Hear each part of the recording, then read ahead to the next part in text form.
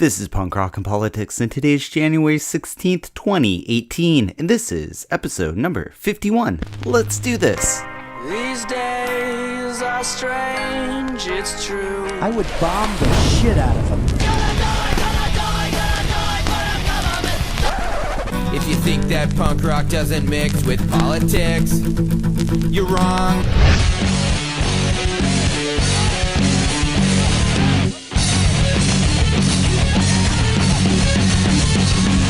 Welcome to Punk Rock and Politics. Today we'll be talking with vocalist Brandon from the band American Standards about the band's plan for 2018, smashing guitars, and the state of the current prescription pill and opioid epidemic. Who's profiting off of all these deaths, and what can we do to fix this problem? Well, it impacts the kids, it impacts the neighbors, it impacts the friends, and it impacts them in a way that, like, okay, now they're going to be personally impacted, and a lot of these people are more likely to now maybe jump right into that same culture to where, like, now they're on antidepressants. All that and more on today's episode, so let's get to the political mosh pit, but first, here's the news of the week. Here's what's making news.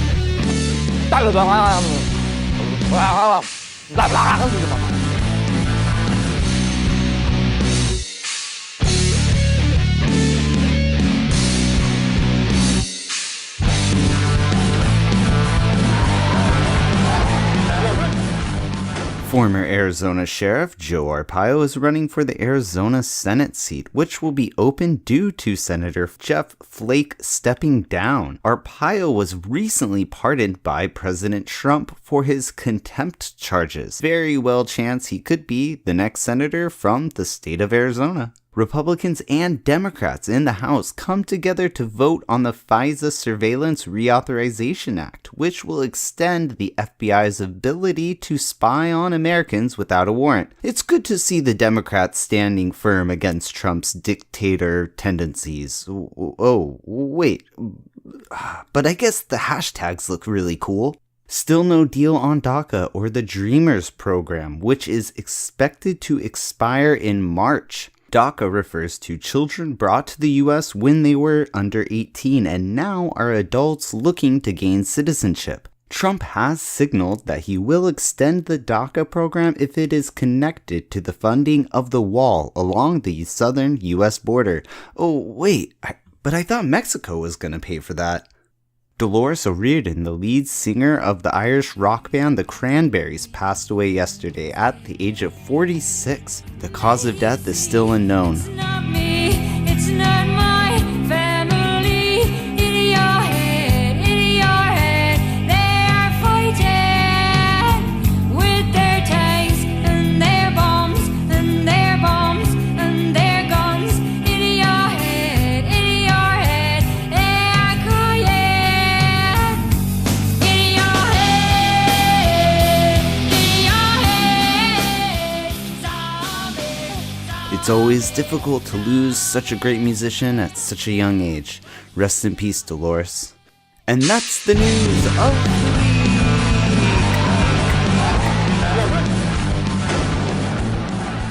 What's up, my fellow political junkies? Welcome to another episode of the Punk Rock and Politics podcast. And we often talk about how difficult it is to be a DIY band in our current digital society, between recording new music, touring, and doing interviews. But today's featured band, American Standards, makes it look easy, because American Standards is planning on doing all that and more this year. That's one reason why I am very thankful Brandon, the vocalist from the band, took time out of his busy schedule to do an interview for the podcast. American Standards is a self-proclaimed chaos-driven noise punk, and I do think that title is appropriate for the band, but I would like to think that there's an underlining meaning to the chaos. Their music is heavy with solid bass riffs that interlock with the drums seamlessly, and of course one of my favorite things is in-depth, meaningful lyrics, and American Standards has that.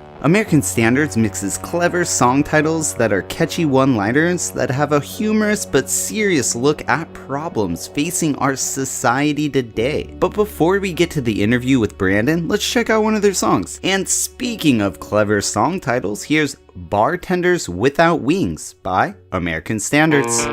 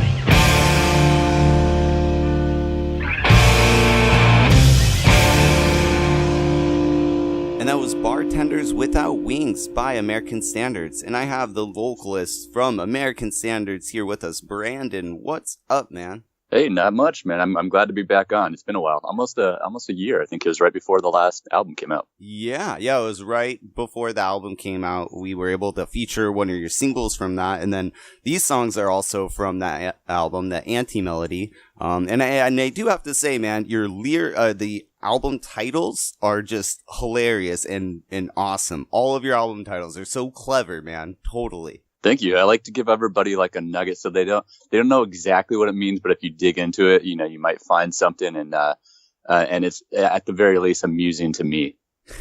Yeah, exactly, right.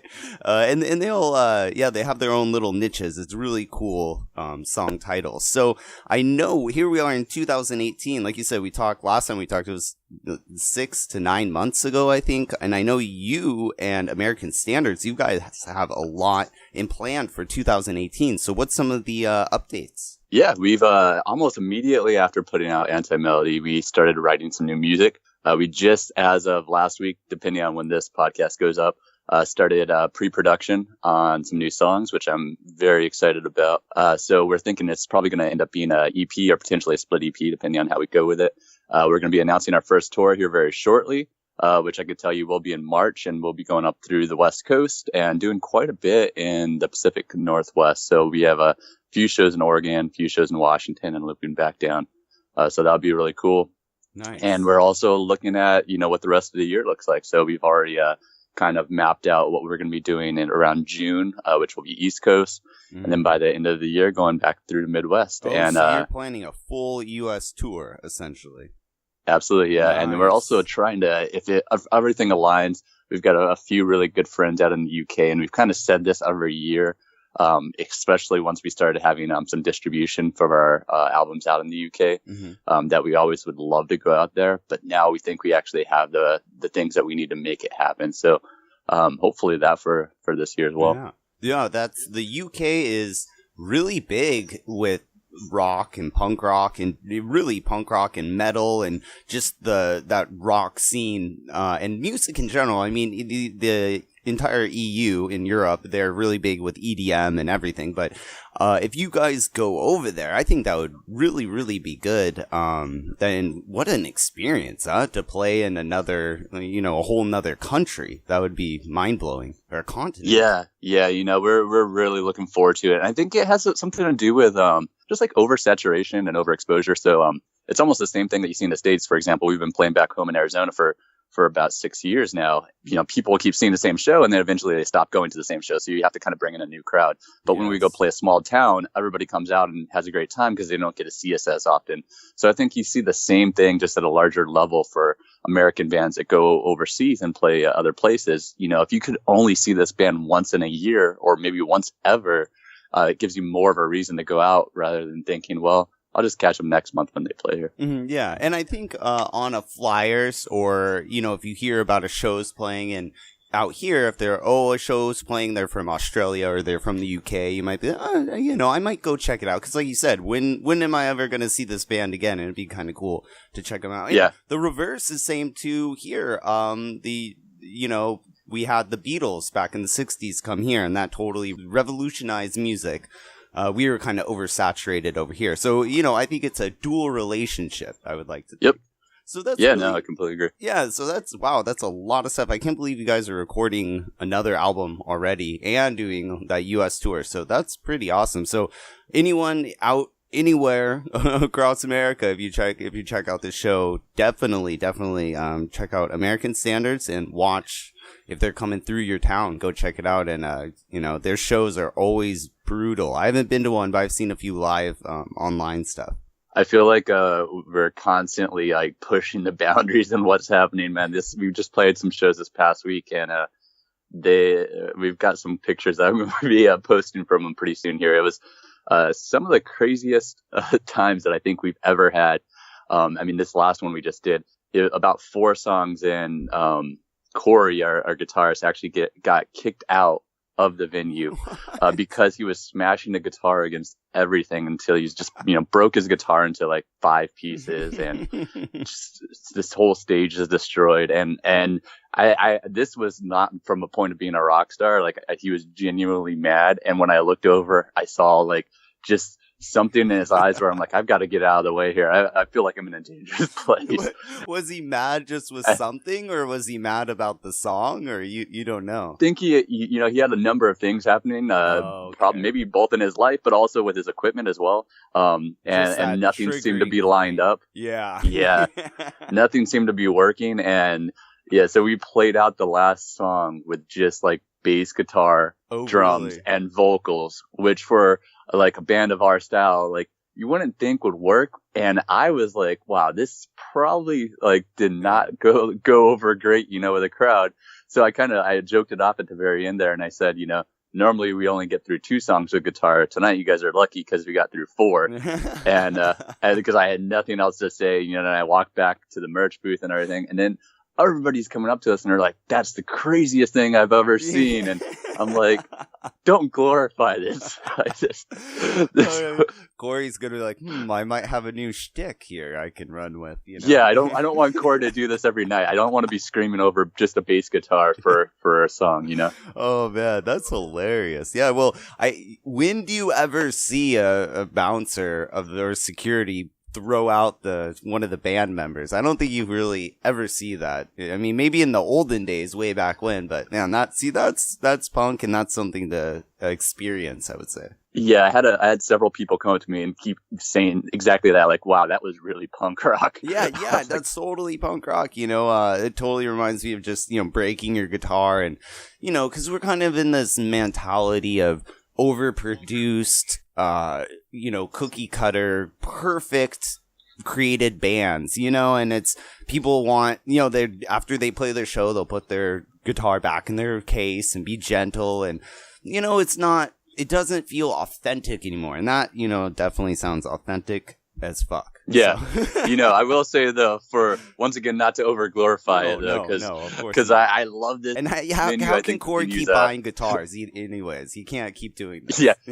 That's the thing, like if he did that every night, it would become just like you said, his shtick, and it wouldn't mean anything. It would almost, to me, like when I see, because I have seen bands that do that, like every night they do the same routine on stage, and they have the same banter and the same, throw the drums at the very end and everything. And at that point, it becomes, like you said, not genuine anymore, because you're just kind of trying to recreate a moment. Yes.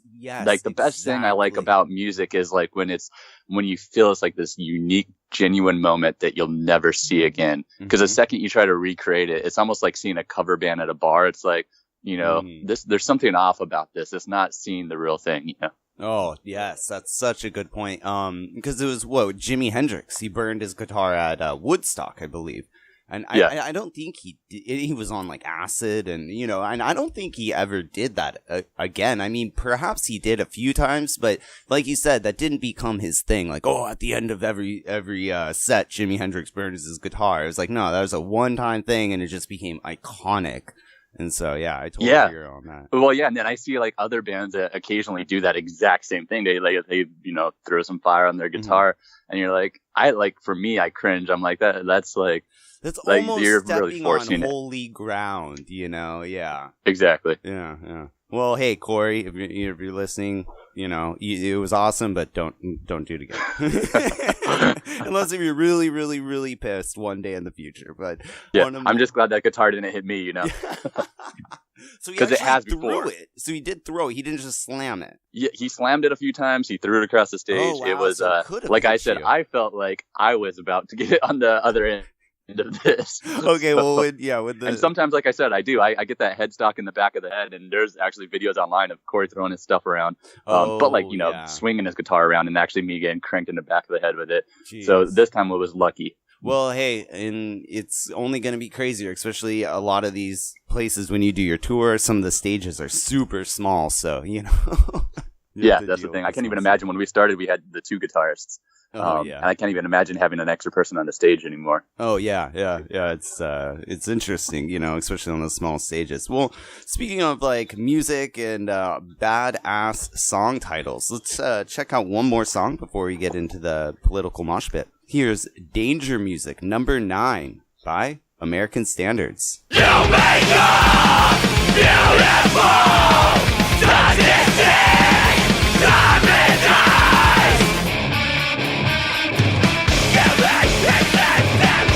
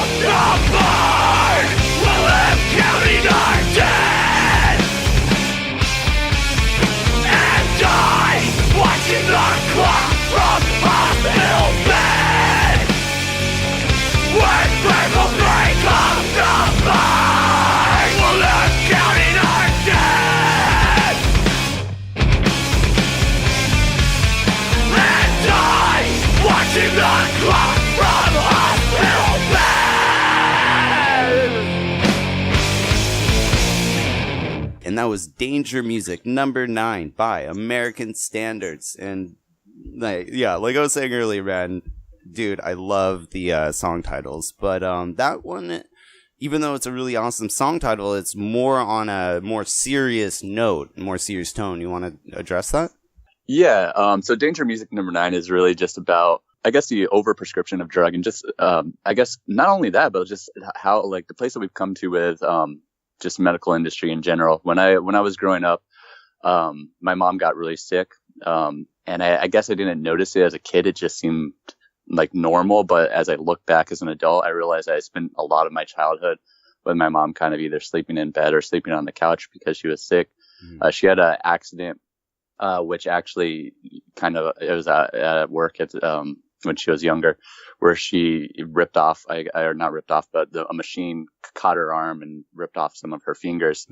And that kind of started this whole path of, prescription medicine, where she was getting pain pills, and then those pills led to stronger stuff and stronger stuff. And then it almost became this snowball in a sense.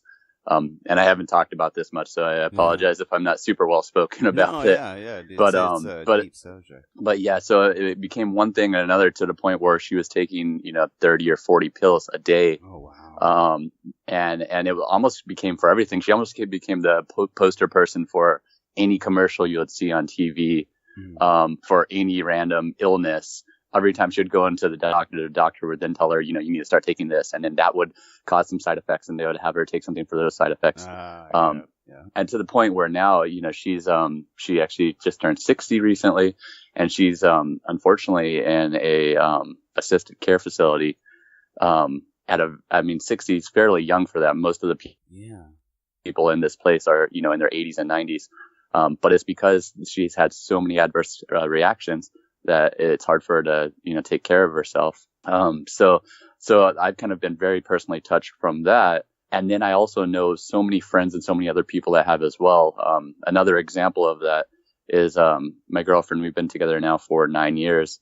Her aunt, followed a very similar path. It started with pain pills and then kind of snowballed until she was taking so many a day, and then ultimately she had a heart attack and passed away. And she had 2 kids at the time.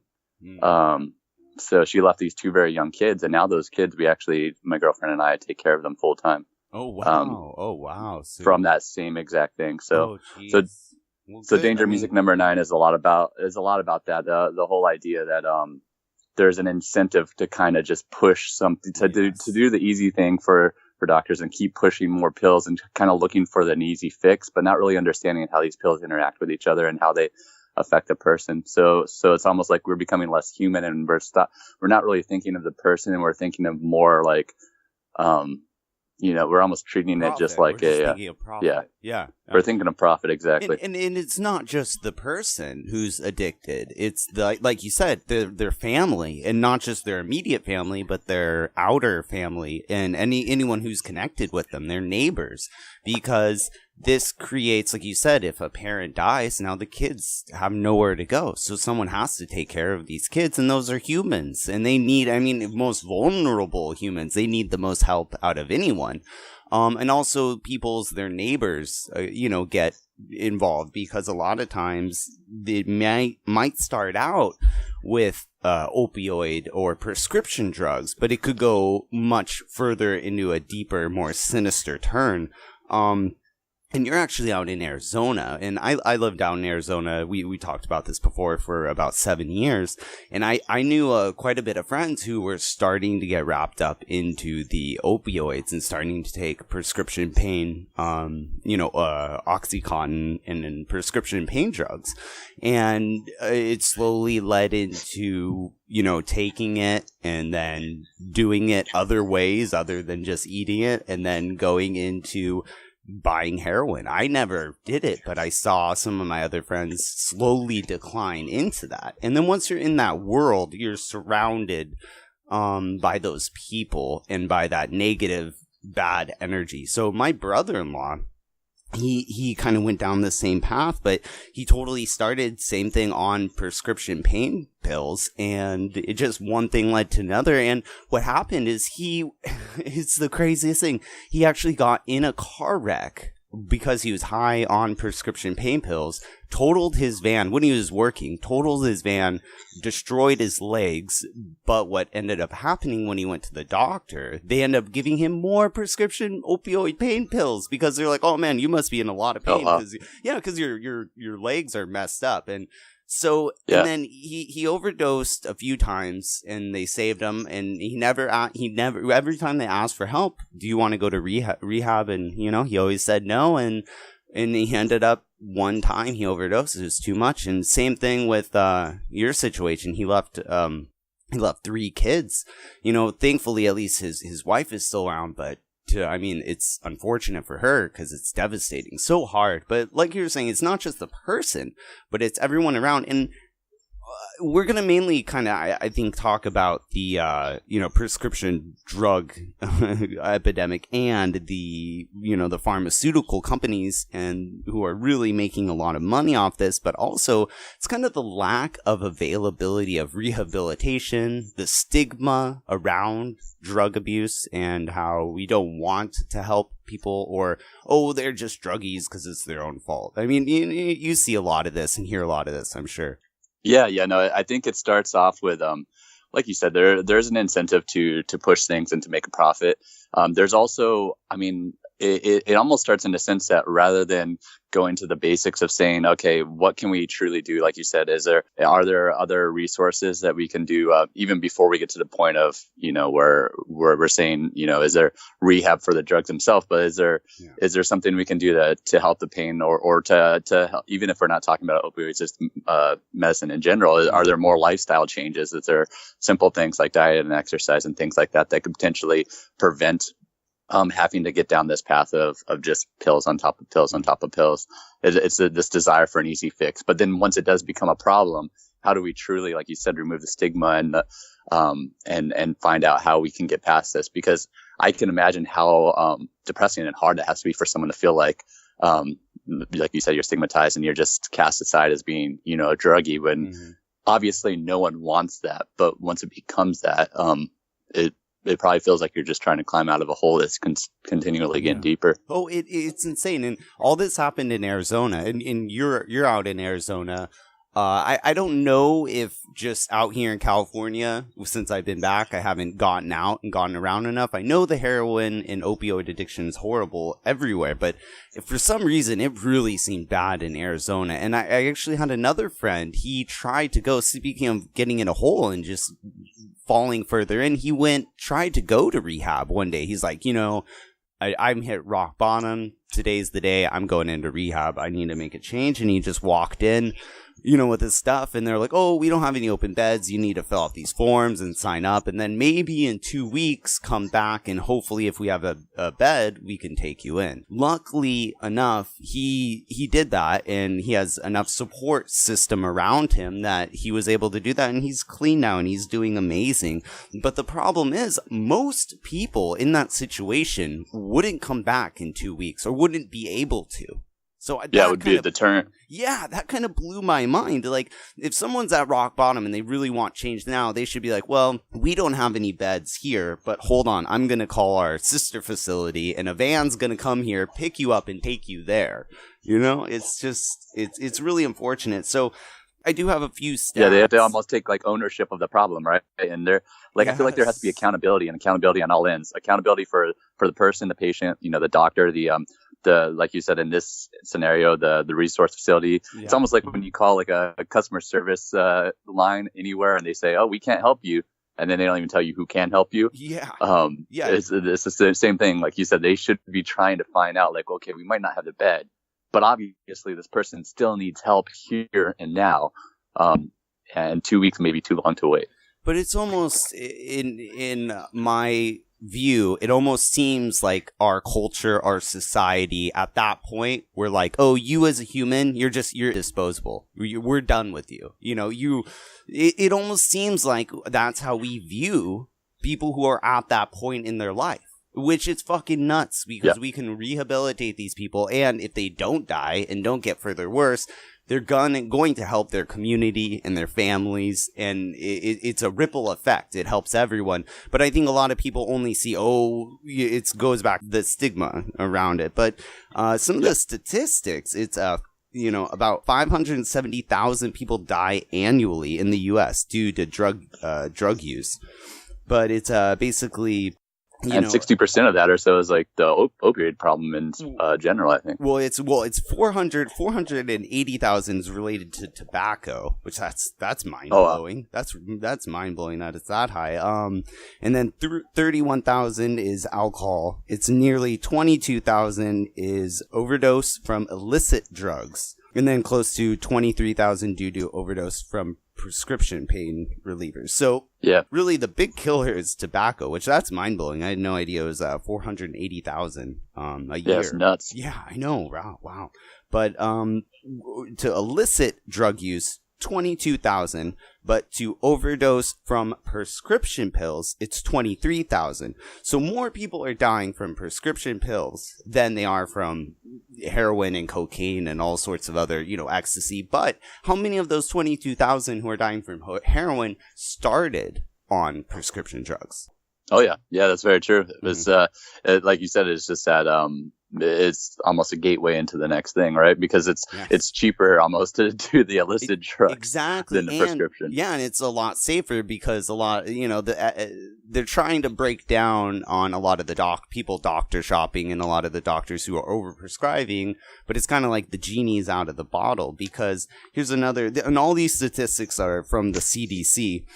Here's another one, the overdose deaths, including prescription opioids, they were 5 times higher in 2016 than in 1999. So they're being prescribed at a higher rate now than back in, the early 2000s.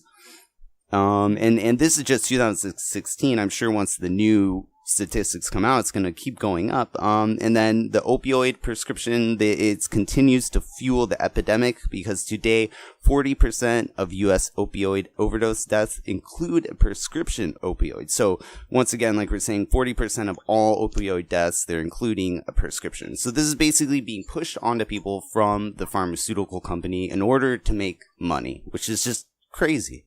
Yeah. I was reading that it was something like 3.5 billion prescriptions are out there, which if you did the math on that, is almost 12 prescriptions per person in the United States, which is absolutely nuts. But that's because obviously each person in the United States, each person in the United States obviously doesn't have a prescription. It's just the fact that there's people that have multiple, and like I said, sometimes in just the 2 stories that I had that touched me personally, I mean, like we're talking garbage bags full of pills, Yeah, that's insane. I mean, you have to have 50 prescriptions or so to be able to get that average up for some people who don't have it, which is and another and then the rate of people who are dying are about 25 to 54 years old. That's kind of the age range, which it's kind of all ages. All ethnicities, male, female, and it's also rich and poor. It's kind of a thing that kind of breaks all barriers, which usually stuff like that,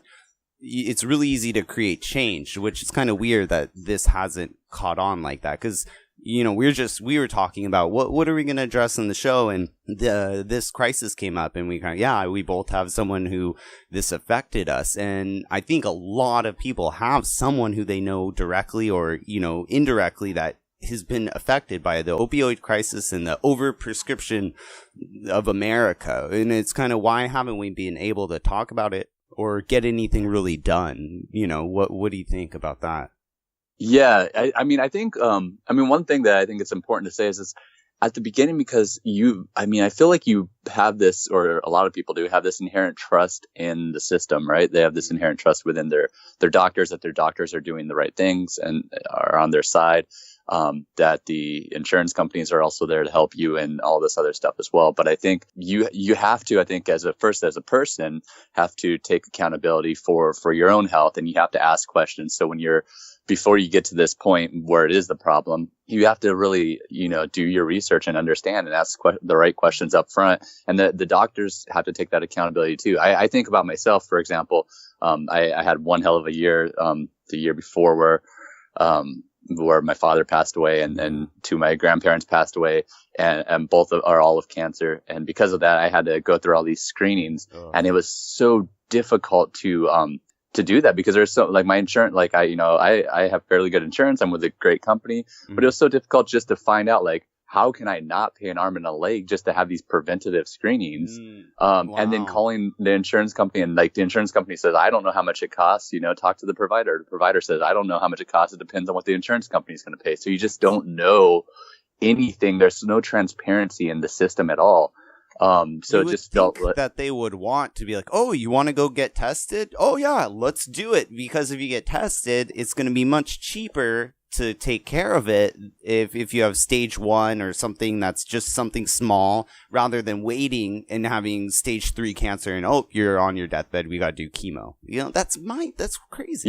Yeah. So I think there has to be like accountability on all ends. And right now it feels like there's no accountability. It feels like you get passed around. If you're the patient, if you're the doctor, if you're the insurance company, it's like this, no one knows what's going on. There's no transparency. And I think that's insane. I think that's like one of the roots of the problem, because once you help that, I think then you don't get to the point where you've got, these, whatever, 3.5 billion prescriptions out there, and where you've got, 100 people overdosing a day.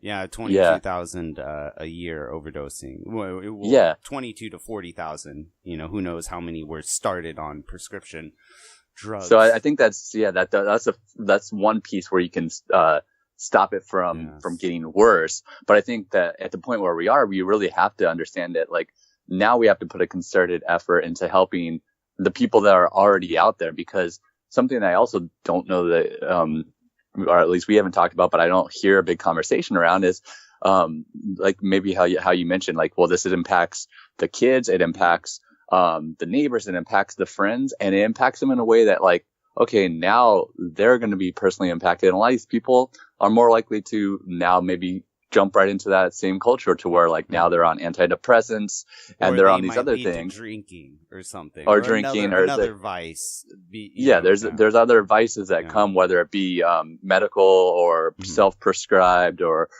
other things like that just starts kind of a snowball effect down the wrong path. So I think we need to put that concerted effort around it now. So when I was looking at, like, some of the timeline on this, just understanding, like, obviously with I think it was around March, when Trump didn't do a formal declaration of being a public health emergency. Yes. Because of that, there's no allocated funds or resources to really help these people. And like you said, I as you mentioned, getting people into rehab, getting people into a point where they can turn their lives around. And not get worse. He made a big speech, and this was so crazy because I was actually on my way out to Arizona to go to my brother-in-law's funeral when this news broke, and he was giving the speech, and I was like, what the fuck? I was like, wow, good on Trump. Oh my God, he's actually doing something good. But I looked more into it and read more into it, and like you said, they didn't really allocate very much funds to go to this. All he pretty much did was stop the importation of some, I think it was, I don't know if it was fentanyl. I don't think it was fentanyl, but it was some sort of drug that's been killing a lot of people that they're mixing from China. But what this is going to do is now people are going to have to go to the black market, and they're going to just order the black market version, which might be even more dangerous. So it's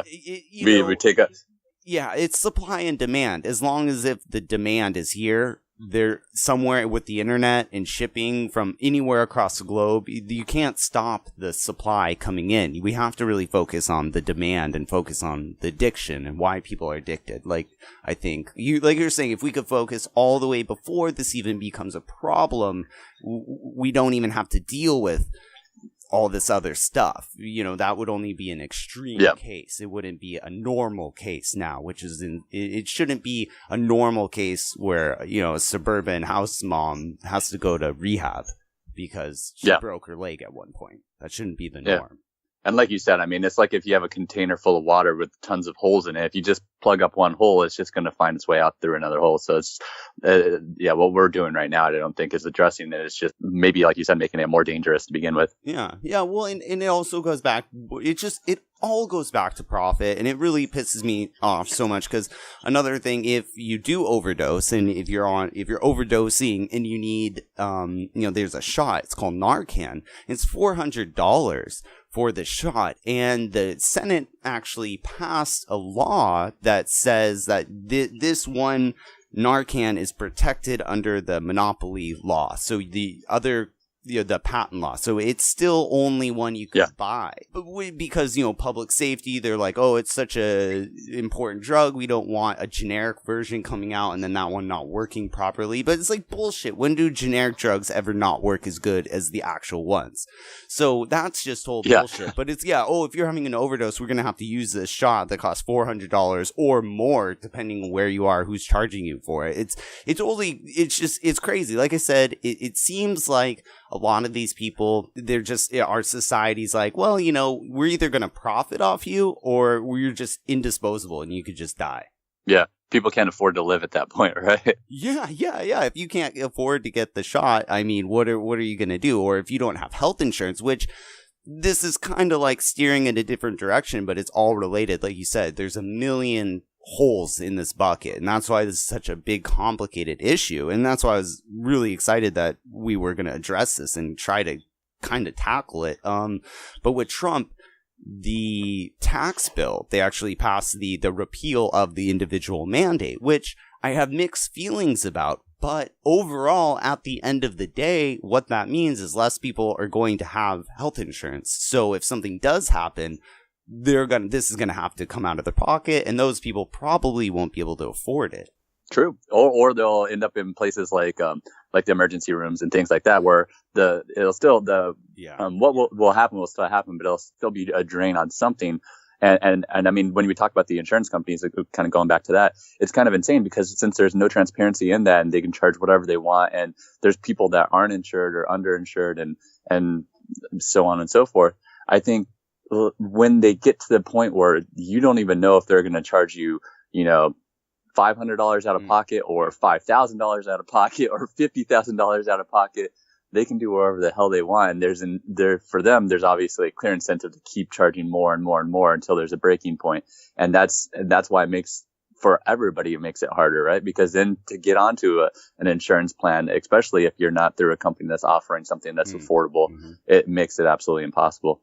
Oh, yeah, it's extremely expensive. And what made it expensive is because of the ACA or Obamacare. It kind of was saying that, okay, a lot of insurance companies aren't offering full packages or they're not offering mental health services. So it kind of expanded it. What the health insurance companies had to offer, but then in turn, their prices are going up and are going to keep going up. So it really comes down to profit because the CEOs of Cigna and Anthem, Blue Cross, Blue Shield, these people make $10,000 a day. They're making billions of dollars.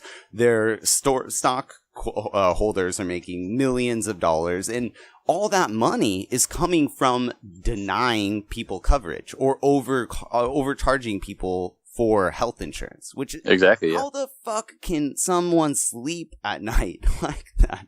Jesus. And isn't it insane from the standpoint that they're not only they're overcharging people to get the insurance to begin with. So these people that potentially, especially people that are making low income that can't afford it but know they need it, are going through that strain. And then the insurance companies also turning around, sticking it to the doctors and the rest of the industry too. It's like all the money is just going up to one place, and it's insane. Yeah. I don't know that you just hit on a really good point. There's an economist. He's a socialist economist. He's awesome. He's like 100%. He's like, I'm a Marxist economist. I believe in socialism. His name is Dr. Richard Wolff. But he's really awesome. But just like you hit on it, you just said it's not just the health insurance agencies or the pharmaceutical companies. It's also the medical device manufacturers that they charge an arm and a leg to the doctor. Oh, we're gonna charge you $500 for this catheter that cost us $10 to make. So it's not just one industry that's really sucking us dry. And then also you have like you're saying, the doctors are put under pressure to try to push the new and latest drug, or they get a lot of kickback benefits. So there's a lot of different companies all profiting off of this. Yeah. And everybody's just pushing the cost around to whoever will take it. But unfortunately, like, the people are at the bottom of that. Yes, so the people are the ones that are suffering the most. And everybody else just trying to understand, if I'm a doctor, I'm going to write this crazy prescription, but the person, it's not going to hurt the person. It's going to hurt the insurance company. And the insurance company is going to say, well, I need to make this money somewhere. So I'm going to start charging more money for insurance. And then, like you said, you've got a bunch of other facets of the medical industry that are all trying to pass that cost around. And at the end of the day, it just means that the people either won't have insurance, or the insurance that they have, just isn't, something that's easy to understand and isn't going to benefit them in the end to the extent that they need it to. Yeah. And and also you said that, a lot of people have too much faith in the system and they trust the system too much. I think that is right. And that's kind of how we should wrap it up. And a really good point, because at the end of the day, man, my libertarian friends and listeners are going to love this. But at the end of the day, we're an individual and we have to take care of ourselves and we have to take care of our bodies. I granted, there's some people who are born into horrendous situations and they are, they're born in, have physical disabilities that they can't just take care of. But if you're a healthy human being, you do have to take care of ourselves to the best of our ability. It's not always possible to not get addicted to drugs, but we have to always take these precautions not to. But also with, preventative care, yoga, and anything that you could do that could do that, I think is the best, because we should always look at health insurance companies, whether it's the government or it's from the evil corporations who all they want is profit. Both of them don't really have our best interests at hand. So it's really up to us at the end of the day. I think, anytime you approach any problem, you always have to think of what the things within that problem or issue are that you can actually control, what's within your direct control. And then the next step as you build yourself out, what do you have opportunity to influence? Because if you look at the problem as a whole and say, okay, all corporations are evil, you're going to just, pull your hair out trying to fix that overnight. So really, like, making the changes within yourself, making the changes within the people around you and influencing them, I think that's the best way to approach it, to make any actual change, or at least, like I said, to keep your sanity while trying to do so. Yeah, I definitely, yes, exactly. Not all corporations are evil, but, most of them, and they only want profit. But I think you're right. 90% of your energy should go into you, your family, direct impact in your community, and then maybe a little bit, 10-20% of your extra energy or advocating power can go to trying to change corporations at a larger scale, with voting and whatnot. But it really does come all down to the individual and helping your family. And really, again, I know in my personal case, I really wish I would have stood up and said more when I didn't. And, I was, someone else will say something, or, it's not my place to say something, or, no, you always write excuses. And then once it's too late, you kick yourself. Yeah. And I mean, you make a good point about the community too, because there are potentially things within your community that are, ways that you can, help impact even people that you don't know directly. And I think searching those outs are important as well. Or there's always the starting them up yourself if you can, or trying to impact some change within the community to where you can put some kind of concerted effort around that. Yeah, I've talked to several people so far just doing this podcast who have been doing a lot of work with stuff. Mario in this band, Protected Left, he works up in the Bay Area with Punks with Lunch, and they help get food out to homeless, and they help, needle exchange programs, and it's such an awesome thing. And like you said, if you can't If you want to volunteer, you can volunteer. There's so many organizations out there that are amazing organizations that need help and they're underfunded. Or if you're really, really ambitious and tenacious, you can create your own nonprofit and actually hit these problems directly in your community. And it's really not hard to start your own nonprofit and get going. It really isn't. I've seen a lot of people do it and be successful. And when you look at the numbers on this, some of the statistics you were mentioning earlier, the chances are there's people on your block or in your neighborhood that have been directly impacted by this or are currently being impacted by this. Yes. So getting all those voices together shouldn't be something that's terribly difficult. Or with social media, obviously. I mean, social media is another great way to kind of organize. Yeah. Social media is really good. I think it's a double-edged sword every time I talk about this with everyone because, it's really good because it does get awareness and it gets it in their face. But then people feel like, oh, well, I hit liked or I shared the article, so I did my part. And it's, absolutely. You know what I mean? So it's social media is so awesome, but then it's not. So I think you hit it on the head. It really goes back down to your local community, and there's so many local organizations that we can help and to build up our society. And I think so that's what we want to do. Yeah, I know we talked a lot about social media and just kind of media culture in general in our last one. Exactly. I think if we are playing for the next song or one of the songs on here is Broken Culture, one of the lines on that is we don't need another hashtag revolution. Yes. Which is kind of playing on the riff that, like you said, like we feel like if we hit like or if we share something, that is this huge altruistic thing that we're doing, but we're not willing to spend any more time than the 2 seconds it takes to do that.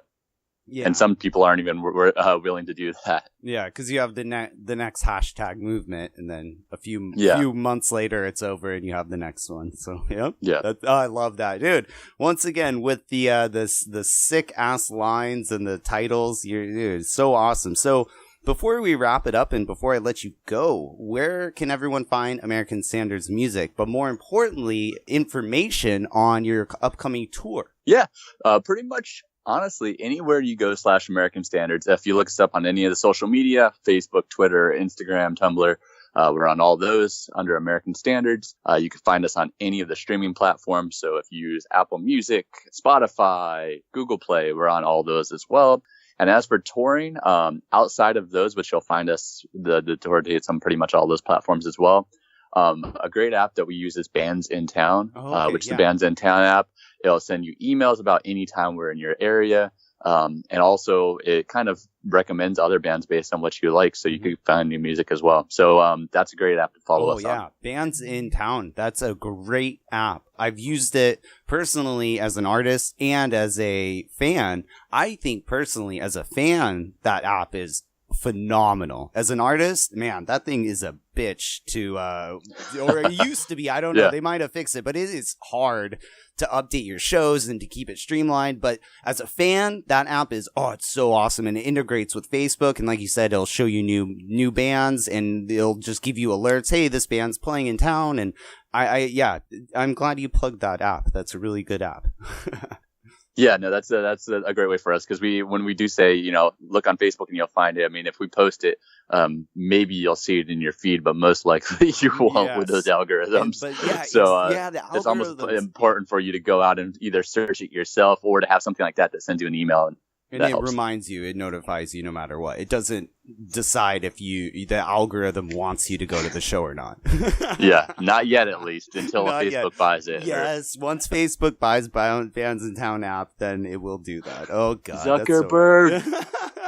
Hey, Zuckerberg 2024, man. Yeah, man, he tries to stomp out any other competition, so who knows? He may do that. Exactly. Well, hey, Brandon, like always, man, I enjoyed our conversation, and when you are in Southern California area, anywhere, let me know. We'll have to do a quick little live interview or something at the show. Sounds good. We'll probably be seeing you in March then, man. Definitely. Oh, okay, March. I'll mark my calendar. So Cool. Awesome. Well, hey, this was a really good interview, really good discussion, and I think this is a perfect song, like you're saying, to wrap it all up. What we don't want anymore. So here's Broken Culture by American Standards.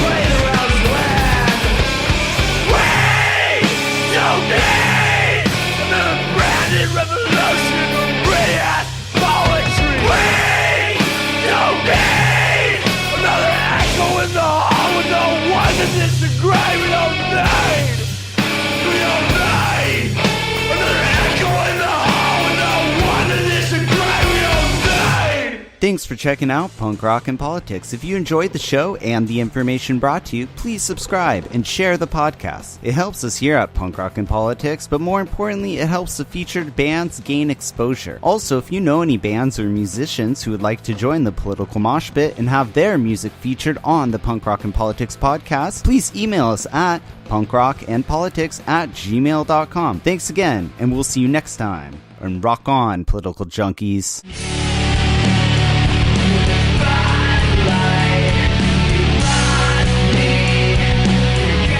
I think all our society is run by insane people for insane objectives.